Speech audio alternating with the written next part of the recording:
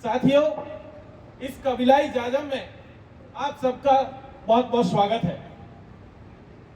साथियों, मैं अपनी बात शुरू करूं उससे पहले एक चीज यह बात रखना बहुत जरूरी है कि आज जिस दौर में हम लोग हैं, ये एक ऐसा दौर है जहां हम अपने ऊपर as a individual, as a व्यक्तिगत तौर पर, एज ए आदिवासी समाज, उसके तौर पर लगातार संकट का सामना कर रहे हैं। और ये संकट चौतरफा है। ये संकट हमारी संस्कृति के ऊपर है, ये संकट हमारे इतिहास के ऊपर है, ये संकट हमारे अस्तित्व के ऊपर है, और ये संकट हमारे भविष्य के ऊपर है। अभी बात कही गई कि इतिहास को भूल जाओ। मैं इतिहास का प्रोफेसर हूं, नहीं भूल सकता, बिल्कुल नहीं भूल सकता, क्योंकि किसी भी समाज की बुनियाद उसके इतिहास पर टिकी होती है। जिस दिन आप इतिहास को भुला देंगे, किसी मकान में अगर नींव को जिस दिन भुलाएंगे, आपकी दीवार ढह के गिर जाएगी। आप इतिहास को भुला नहीं सकते हैं। इतिहास को भुलाने की साजिश एक सरकार जो दिल्ली में बैठी है वो भी कर रही है। उन्होंने एक फरमान जारी किया है कि इतिहास का कुछ हिस्सा है जिसे हटा दिया जाए। उनको भी यही मुगलता है कि इतिहास को हटा देने से उनके सारे काले कारनामे छिप जाएंगे, लेकिन वो शायद भूल जाते हैं कि ऐसे तानाशाह बहुत पहले आए और आकर के आज भी इतिहास की डस्टबिन में पड़े हुए हैं, और वो भी उसी डस्टबिन में जाएंगे। इतिहास को भुलाया नहीं जा सकता, इतिहास को मिटाया भी नहीं जा सकता है। इतिहास को सिर्फ और सिर्फ समझा जा सकता है। और इतिहास में जो गलतियां आपने की हैं, जो खूबियां आपके बीच में रही हैं, उन गलतियों के सीखते हुए, उन खूबियों को समझते हुए आप भविष्य की बुनियाद तैयार करते हैं, और यही इतिहास आपको सिखाता है। और इसीलिए जो लोग ये सोच रहे हैं कि इतिहास से कुछ इरेज कर दिया जाए, उनको लगता है कि मुगल काल को हटा देंगे तो शायद महाराणा प्रताप महान बन जाएंगे। लेकिन एक किस्सा आजकल सोशल मीडिया पे बहुत चल रहा है। एक किस्सा ये है कि पूछा जा रहा है कि एक टीचर बच्चों को अपनी क्लासरूम में पढ़ा रहा है कि महाराणा प्रताप महान थे। बच्चे ने पूछा सर क्या किया ऐसा कि उन्होंने लड़ाई लड़ी। बच्चे ने पूछा किससे लड़ाई लड़ी? एक बादशाह से लड़ाई लड़ी। बादशाह कौन था? कि वो था बादशाह था। कौन था ये नहीं बताना, बादशाह था। सो अब बादशाह ने क्या किया? बोले कि बहुत आताताई था। तो बादशाह की तरफ से लड़ने कौन आया? बादशाह का एक सिपाही था। तो बादशाह के सिपाही का क्या नाम था? अरे वो बादशाह का सिपाही था। क्या इस तरीके का इतिहास हम अपने बच्चों को पढ़ाना चाहते हैं? क्या ऐसा इतिहास हम पढ़ाना चाहते हैं? आज उन्होंने एक जंग छेड़ी हुई है। आज की उनकी जंग बहुत क्लियर है। जिस पॉलिटिकल पार्टी से, जिस आइडियोलॉजी से वो आते हैं, उनको पता है कि नफरत उनका एक प्रचार है। नफरत के बूते वो अपनी सरकारें बनाते ले जाएंगे, लेके चले जाएंगे। लेकिन आज जिस नफरत को वो मुसलमानों के खिलाफ इस्तेमाल कर रहे हैं, आने वाले दिनों में क्या ये गारंटी है कि वो आदिवासियों के खिलाफ इस्तेमाल नहीं होगी? वो नफरत जो मुसलमानों से शुरू हुई, क्या कहा उन्होंने? कहा कि बेटा हिंदू धर्म खतरे में है, आप मस्जिद पर चढ़ गए तलवार लेकर के। उनका बेटा बीसीसीआई का चेयरमैन बनेगा, उनका बेटा मंत्री बनेगा, उनका बेटा सांसद बनेगा, मुख्यमंत्री बनेगा, और आपका बेटा क्या करेगा जी? आपका बेटा त्रिशूल लेकर के जो है धर्म की रक्षा में निकल जाएगा। यही धर्म बचाने चाहते हैं आप, इसी धर्म के लिए आप पैदा हुए हैं। तो एक चीज आप गांठ बांध लीजिए, जिस धर्म की बात की जा रही है उस धर्म को उन्हीं को बचाने दीजिए। आप उसका ठेका मत लीजिए। बिल्कुल आप अपने आप को बचाइए, आप अपने समाज को बचाइए, आप अपनी संस्कृति को बचाइए, आप अपना इतिहास बचाइए। और अगर आप इन सबको बचाने में कामयाब रहते हैं तो यकीन मानिए कि आप बच जाएंगे। अगर आपने इन सबको छोड़ दिया तो कुछ नहीं बचेगा, यकीन मानिए। आज की तारीख में जिस तरीके से आपके ऊपर हमला है, अभी क्या चल रहा है? अभी यहां बहुत पहले बात हो रही थी रिजर्वेशन की, आरक्षण की। शायद आपको मालूम हो, डीलिस्टिंग की प्रक्रिया पिछले कई सालों से इस देश में चल रही है। डीलिस्टिंग का मतलब जानते हैं? जो समाज, जो कम्युनिटी पहले से ट्राइबल का जिनके पास स्टेटस था, उनको अब आदिवासी के दायरे से बाहर कर दिया। अभी हुआ है 6 महीने पहले झारखंड के भीतर महतो कम्युनिटी को बाहर कर दिया। एक आदिवासी कम्युनिटी जिसको कि आदिवासियत के दर्जे से बाहर कर दिया। और किनको शामिल कर लिया गया? अभी पिछले कुछ सालों में शामिल हुआ, आप देखेंगे उत्तराखंड और हिमाचल के ब्राह्मणों को शामिल कर लिया गया, राजपूतों को एसटी का स्टेटस दे दिया गया। ये हमला किसके ऊपर है, कौन कर रहा है ये हमला और किस वजह से कर रहा है, इसी चीज को समझने की जरूरत है। और वो दिन दूर नहीं जिस दिन ये हमला आपके ऊपर होगा, आपके ऊपर सबसे पहले ये हमला होगा आने वाले दिनों में, यकीन मानिए। क्योंकि आपको जो स्टेटस मिला था आदिवासी होने का, वो आपकी कल्चर के बूते था, आपकी आदिवासियत के बूते था, आपकी टोटम और जो कस्टम की प्रक्रिया थी उसके बूते था, आपकी एक भाषा थी, आपकी एक परंपरा थी, उसके बूते था। और आज की तारीख में क्या स्थिति आपकी, आपने सब छोड़ दिया और सब के सब हिंदू बन करके आगे घूम रहे हैं। और आपके कोटा में तो बहुत तेजी से चल रहा है। ओके, तो ये जो पूरा का पूरा सिलसिला है, इस सिलसिले को समझिए। इस सिलसिले को जब आप समझेंगे तो पता चलेगा कि आपके यहां पर, आपके ऊपर जो खतरा है वो खतरा यही है। इस खतरे को हमें समझना होगा। इस हमले को जो अगर हम लोग सही ढंग से समझते हैं तो यकीन मानिए कि हम उस हमले का मुकाबला भी कर पाएंगे। अगर उस हमले को हमने नहीं समझा, अब वो दिन दूर है नहीं आपके पास। आपके साथ क्या हुआ, जो आपका आधार था वो आधार ही खिसक गया है। आपने अपनी परंपराओं को छोड़ दिया, आपने अपने टोटम को छोड़ दिया, आपने अपने कस्टम को छोड़ दिया, आपने अपनी भाषा को छोड़ दिया। और यही आपकी आदिवासियत का आधार था, यही आपके रिजर्वेशन का आधार भी था। और इसके चलते जो लोग पहले छोड़ चुके हैं उन सबको बाहर कर दिया गया। मैं एग्जांपल दिया झारखंड का, आप याद कीजिए मिजोरम और मणिपुर में इसी तरीके से मामला चल रहा है और पूरे देश में चल रहा है। और आप और ज्यादा दूर क्यों जाते हैं, राजस्थान से एमपी बॉर्डर कितना दूर है, वहीं पर ओबीसी के स्टेटस में शामिल किया हुआ। तो ज्यादा टाइम है नहीं आपके पास। अगर आप नहीं लड़े तो कुछ बचा नहीं पाएंगे। और इसीलिए आपके लिए ये लड़ना बेहद जरूरी है कि आप बचे रहे, आपका समाज बचा रहे, अन्यथा कुछ नहीं बचेगा। और आपके यहाँ तो एक बड़ा खेल पहले से चल रहा है मीनेश भगवान का, मुझे कोई आपत्ति नहीं है, लेकिन कुछ सवाल है जो पूछने बहुत जरूरी है। ये मीनेश भगवान की जो पूरी की पूरी थ्योरी है कितनी पुरानी है, कितने लोग जानते हैं कि आपके परदादा को पता था कि मीनेश भगवान कोई है, क्या उनके दादाजी को पता था? और तो छोटी जागा की पोथी आपके हर साल नहीं तो दूसरे तीसरे साल में आपके यहाँ जागा आता है, वो बता देगा मीनेश भगवान की कहानी कितनी पुरानी है। पूरे के पूरे राजस्थान में पता चलेगा 35 से 40 साल पुराना कोई मंदिर नहीं है जो मीनेश भगवान को उससे ज्यादा पुराना हो। पूरी कहानी को 80 साल हुए हैं, लेकिन आपको आदिवासियत के खांचे से उठा करके हिंदुत्व के खांचे में डाल दिया गया और कह दिया गया कि आप तो मछली की संतान है। और थ्योरी क्या गढ़ी गई कि एक समय की बात है, एक राक्षस पैदा हुआ, उसके चलते जो है बहुत सारा संकट मंडराया, फिर विष्णु जी ने अवतार लिया और उसने राक्षस का संहार किया। और आप जो विष्णु का जो अवतार था वो मत्स्य अवतार था, और मत्स्य माने मीन और मीन माने मीना, और कहानी जोड़ करके आगे रच दी गई।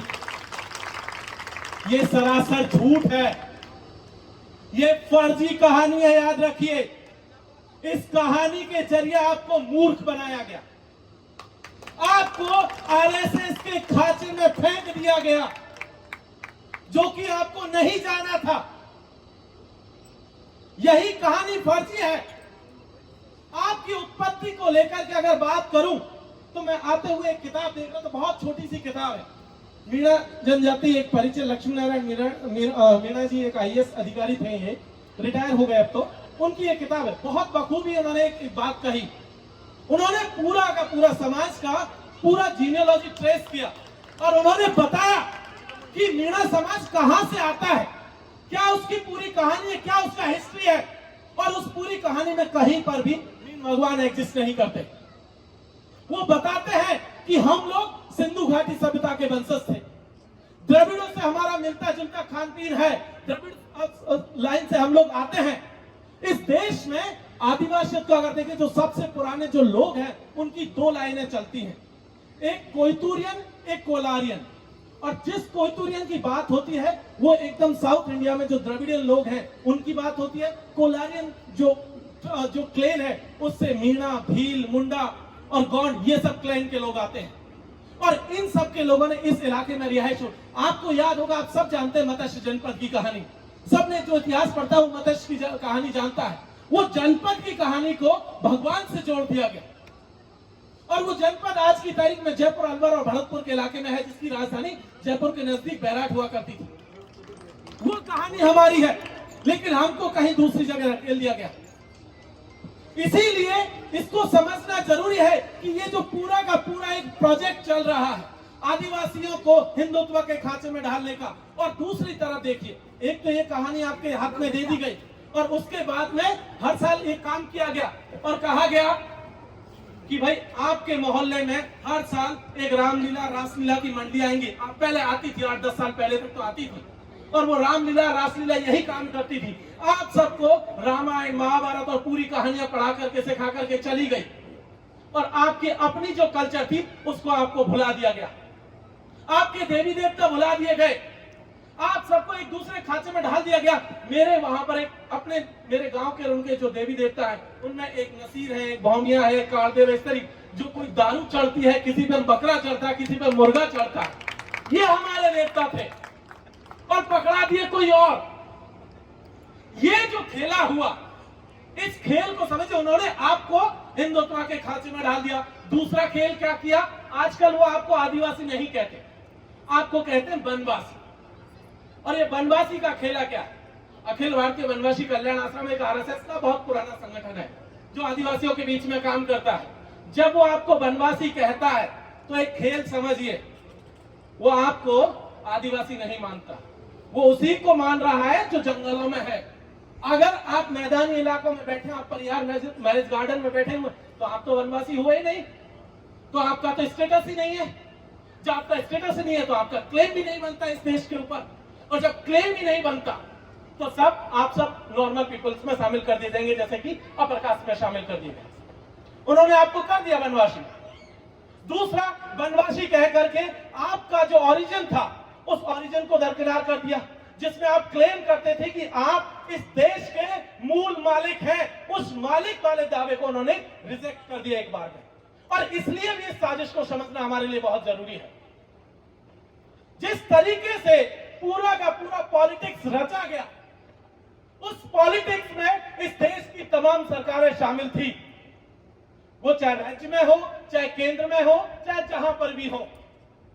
और ये एक सरकारी प्रोजेक्ट के तहत ये खेला किया गया। आप देख लीजिए आपके शहर का इतिहास किसके नाम पर, इसका नाम पड़ा कोटिया भील के नाम पर।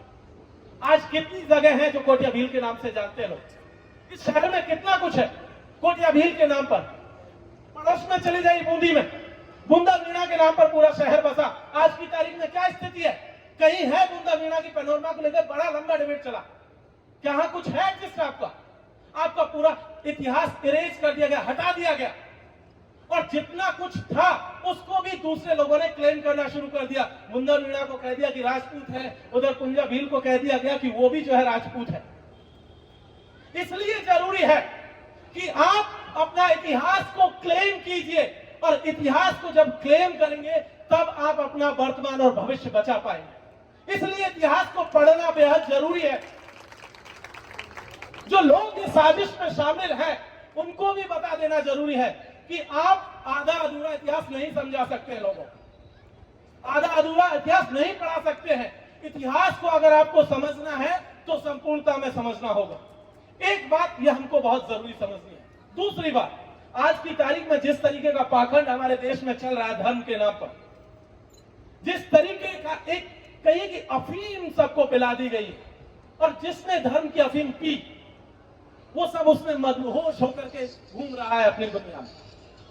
कोई सवामणि कर रहा है, कोई डेढ़मणि कर रहा है, कोई यात्रा कर। अभी हम खाना खाने गए थे तो एक वीडियो सोशल मीडिया पर चल रहा था, एक आदमी जो है सड़क पर लौट करके किसी देवी देवता तक जा रहा है। उसको जाना था बावड़े को स्कूल, उसको स्कूल जाना था, और वो लौट करके इस गर्मी में मंदिर की तरफ जा रहा है। हम जानते हैं कि मंदिर उसको नौकरी नहीं देने वाला है।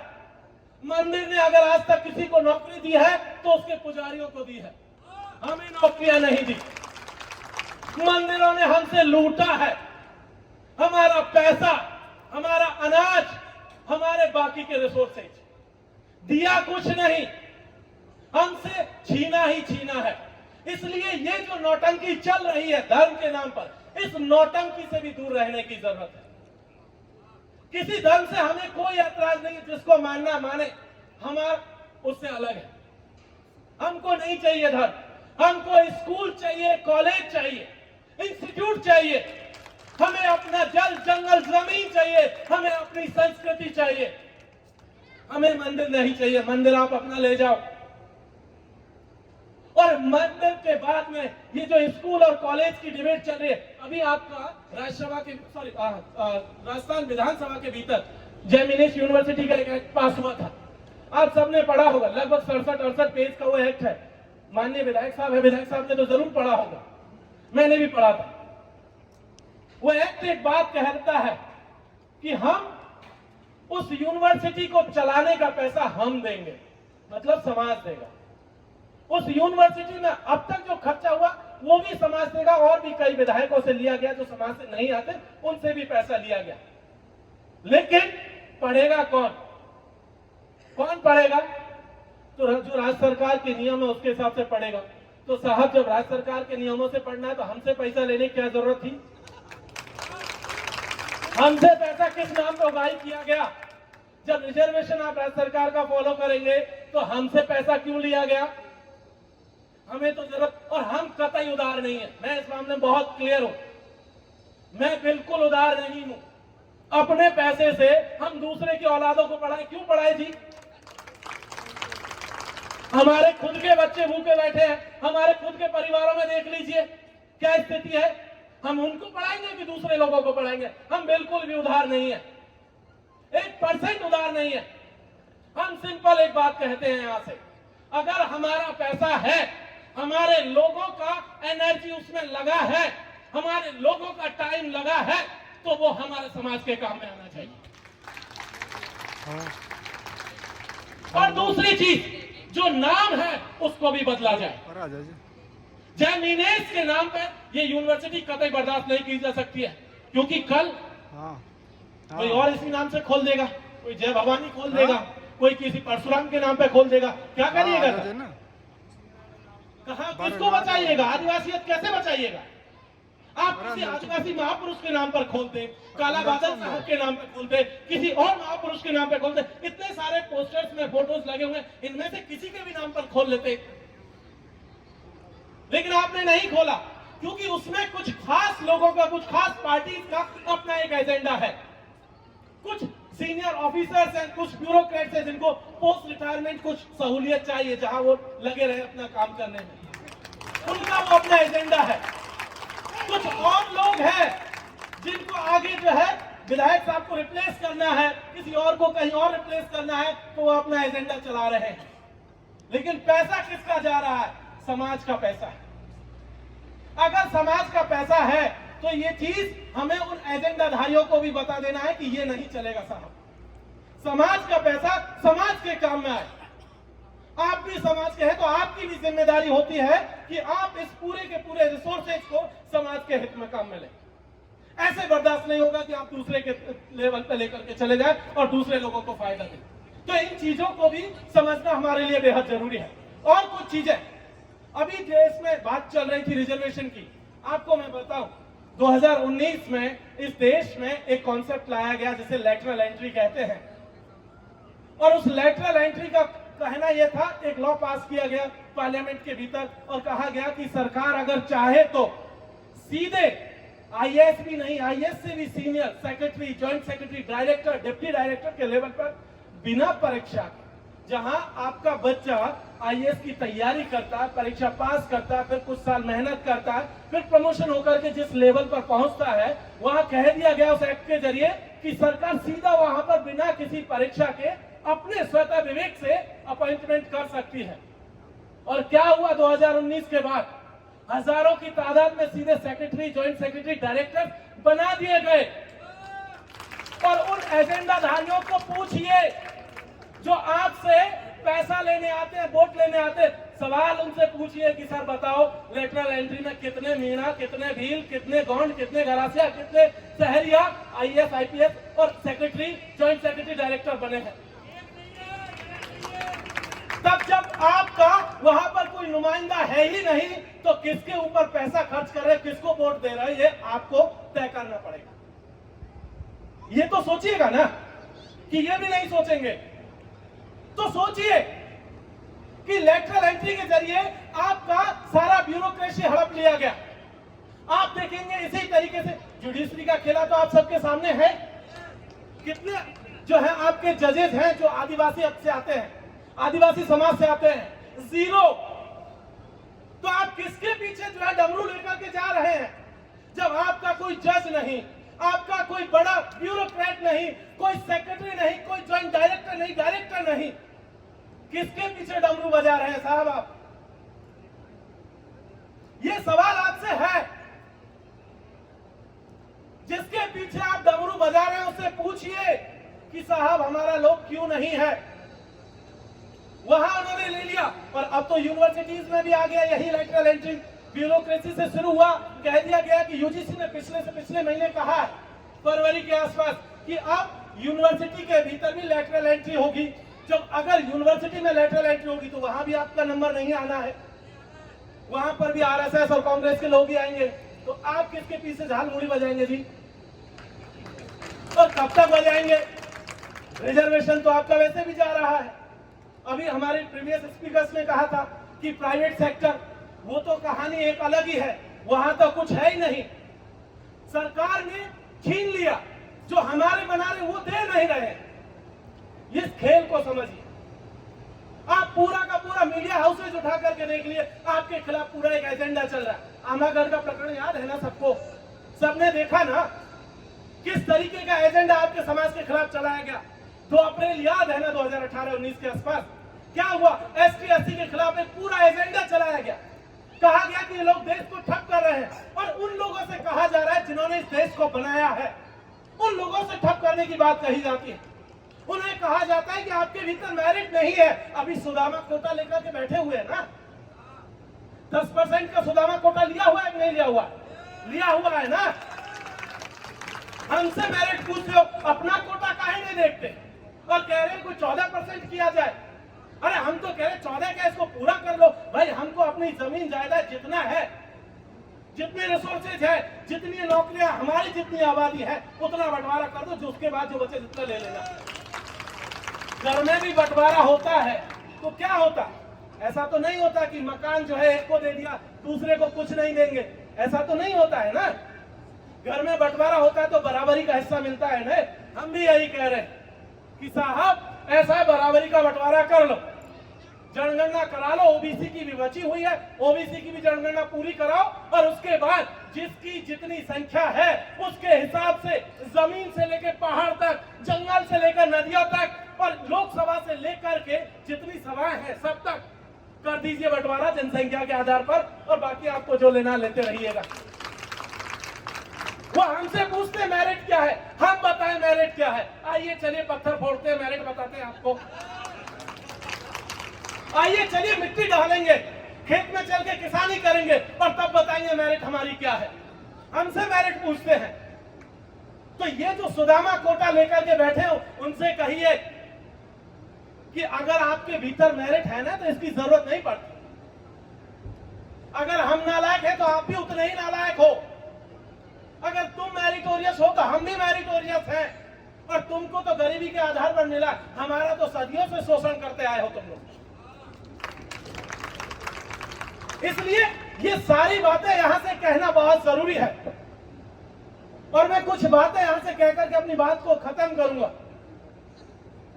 एक बात है, और वो ये है कि अभय खाका एक झारखंडी स्कॉलर थे, उन्होंने एक कविता लिखी थी, वो इंग्लिश में थी, उसका हिंदी तर्जुमा मैं करके बताता हूं। उन्होंने आदिवासियों को लेकर के एक बात कहा था कि मैं कोई फाइलों में बंद आपका आंकड़ा नहीं हूं, मैं आपकी लेबोरेटरी नहीं हूं, मैं आपका खेत नहीं हूं, मैं आपका कोई चीप लेबर नहीं हूं।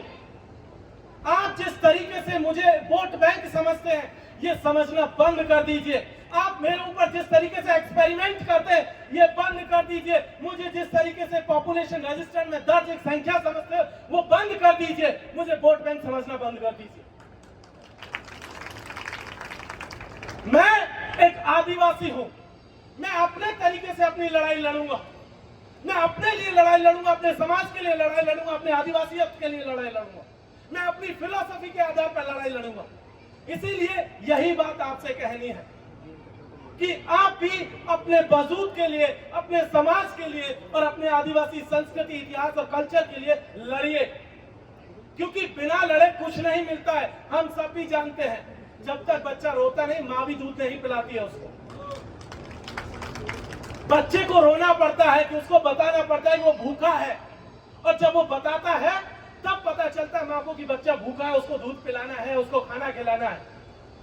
और इसीलिए जब हम लोग यहाँ पर बैठे हैं, भले ही संख्या में कम हो, लेकिन संख्या में कम तो हमारे पुरखे भी थे।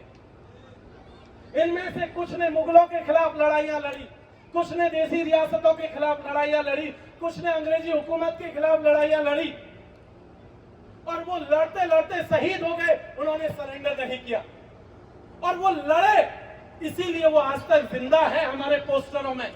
अगर हम लोग नहीं लड़े तो गायब हो जाएंगे, जैसे बाकी के लोग गायब हो गए। इसीलिए लड़िए अपने हक के लिए, अपने अधिकार के लिए, अपने वजूद के लिए। बहुत बहुत शुक्रिया। इंकलाब जिंदाबाद। जय भीम। फूल जोहर।